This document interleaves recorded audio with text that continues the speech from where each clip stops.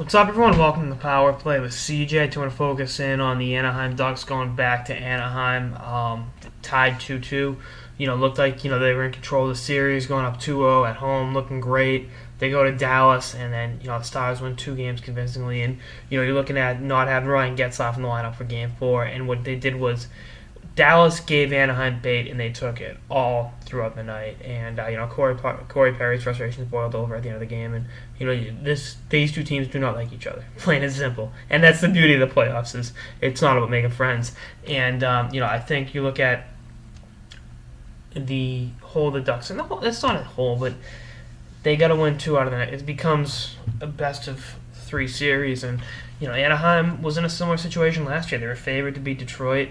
And then they lost in 7 games, and I thought they were going to roll over and just destroy Dallas, and that hasn't been the case. Dallas isn't backing down to this Anaheim team, as good as they may be, and they have the heart of a champion. Teemu Selanne is playing like he's in his 40s, which you haven't said before. And I really, looking back on it, I don't disagree with them scratching him. I know he's being disrespected. Bruce Boudreau has to put the best lineup possible out there, and you can play devil's advocate and say, well, he put the best lineup possible out there, and they lost Game 4. True, but sometimes you got to think outside the box and do. You can't let past accolades get in the way of the present, and that's just the way it goes. And likewise, it's kind of the same thing with teams that overplay young players that aren't producing because you're banking on future success. Yeah, that player could develop into an amazing star, but at the same time, we live in the present, not in the future, and that's just the way it goes. And that's why I'm not advocating.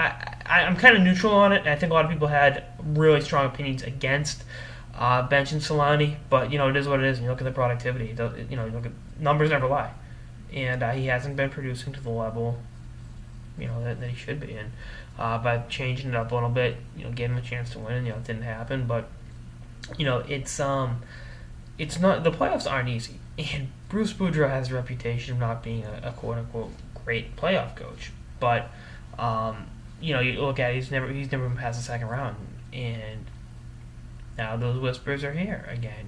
You're looking at after last year's first round exit to the Red Wings, how are they going to get out of the first round this year, having a great regular season, being the top team in the Western Conference? And it's tough. But I think Anaheim's going to come back and win Game 5 in Anaheim and clinch the series in Dallas.